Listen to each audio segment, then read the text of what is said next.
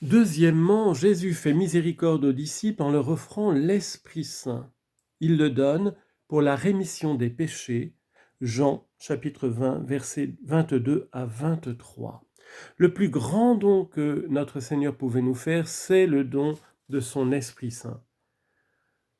Ce lien d'amour, cette personne qui représente l'amour intime du Père et du Fils, en qui réside tout autant que dans le Fils et dans le Père la plénitude de la divinité et de toutes les grâces et de toutes les bénédictions de Dieu. Jésus fait miséricorde aux disciples en leur offrant l'Esprit Saint comme un don gratuit, dont Paul nous a dit que nous devions aspirer à ce don plus qu'à tous les autres dons, être renouvelé par l'Esprit Saint, être conduit par l'Esprit Saint, être docile à l'Esprit Saint, demander à l'Esprit Saint la grâce justement de demander le pardon de nos péchés, de les reconnaître et de nous en repentir pour expérimenter la grâce de la nouvelle naissance. Le soir même de Pâques, dans cet évangile de Jean au chapitre 20, Jésus a soufflé sur ses apôtres et leur a communiqué le don de l'Esprit Saint pour le pardon des péchés. Ceux à qui vous pardonnerez leurs péchés, ils leur seront pardonnés. Ceux à qui vous les maintiendrez, ils leur seront maintenus. Quelle confiance extraordinaire notre Seigneur a fait à son Église à travers le ministère de ses évêques et de ses prêtres. Cette grâce, cette source de grâce à laquelle nous pouvons étancher notre soif, à laquelle nous pouvons purifier notre cœur et le laisser renouveler par la grâce de Dieu à travers le ministère de la confession. Le verbe qu'utilise Saint Jean dans cet évangile de Jean est très intéressant parce que c'est le verbe enephus essen qui n'apparaît que 5 fois dans les Écritures, et en particulier, alors il n'apparaît que cette fois-là dans les Évangiles et même dans tout le Nouveau Testament, et dans l'Ancien Testament, il renvoie à la résurrection des ossements desséchés de la vallée contemplée par le prophète Ézéchiel, lorsque Dieu s'empare de lui et lui demande d'invoquer l'Esprit de Dieu des quatre points cardinaux pour qu'il vienne redonner la vie à ces ossements desséchés qui représentent l'espérance morte du peuple d'Israël et de chacun d'entre nous et de toute notre humanité. Le péché, les disciples étaient coupables, ils avaient fui en abandonnant le Maître, et le péché tourmente le mal à son prix. Notre péché, dit le psaume 51 verset 5, est toujours devant nous. Ah, cette parole du psaume est tellement réaliste. C'est vrai qu'il y a en chacun d'entre nous ce grand mystère de la conscience qui nous rappelle sans cesse où est le bien, où est le mal et le regard des autres sur nous, et qui est sans cesse en train de nous accuser, parce que c'est une conséquence du péché originel.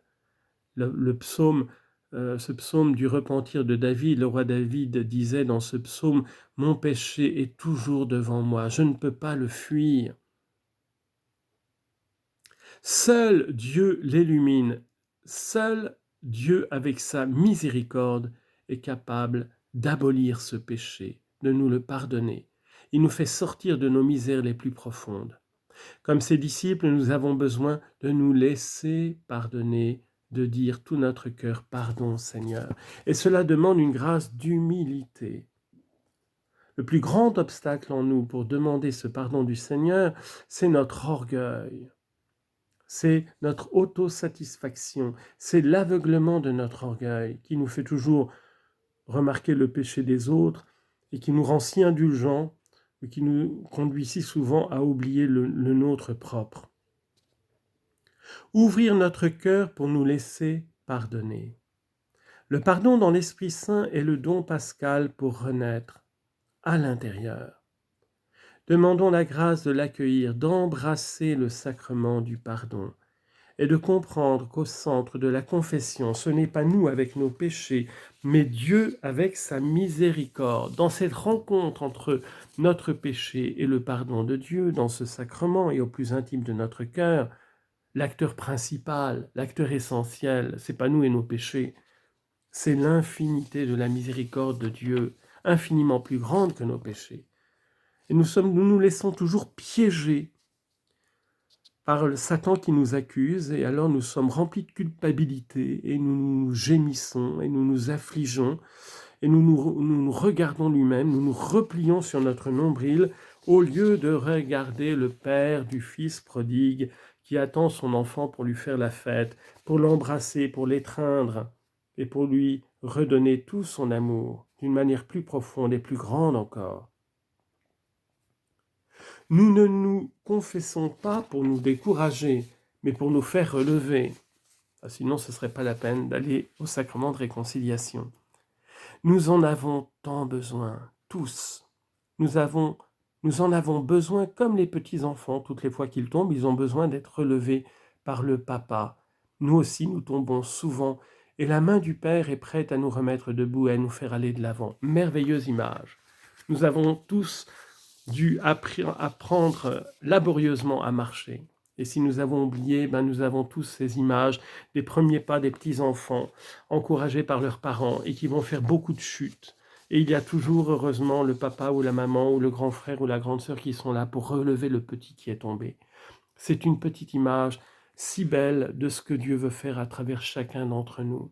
On ne verrait jamais un père ou une mère se réjouir de la chute de son enfant, ce serait horrible. Eh bien, il en est de même de Dieu. Il est ému au plus profond de lui-même quand il nous voit chuter. Il n'a qu'un désir, c'est que nous nous relevions. Cette main sûre et fiable, c'est la confession. On se fait relever de nos chutes par la confession, comme le petit enfant se fait relever de sa chute par son papa ou sa maman, avec tendresse, avec force. C'est une merveilleuse image. La confession est le sacrement qui nous relève, qui ne nous laisse pas par terre à pleurer sur le sol dur de nos chutes. Elle est le sacrement de la résurrection. Elle est pure miséricorde. On ne vous demande rien pour le sacrement de confession, à part de faire parfois une file d'attente, mais il n'y a pas de tarif, c'est complètement gratuit. Il suffit simplement de reconnaître sa faute pour recevoir son pardon. Et celui qui reçoit les confessions doit faire sentir la douceur de la miséricorde. Prions pour nos prêtres, demandons à l'Esprit Saint la grâce pour eux, par l'intercession de la Vierge Marie, d'être puissamment renouvelés par ce sens de la miséricorde, qu'ils pétrissent leur cœur et qu'ils s'emparent d'eux-mêmes pour qu'ils soient vraiment les instruments de la miséricorde du Père bien-aimé, du Père des miséricordes infinies. Et c'est cela le chemin de ceux qui reçoivent les confessions des gens, faire sentir la douceur de la miséricorde de Jésus qui pardonne tout. Dieu pardonne tout. Amen.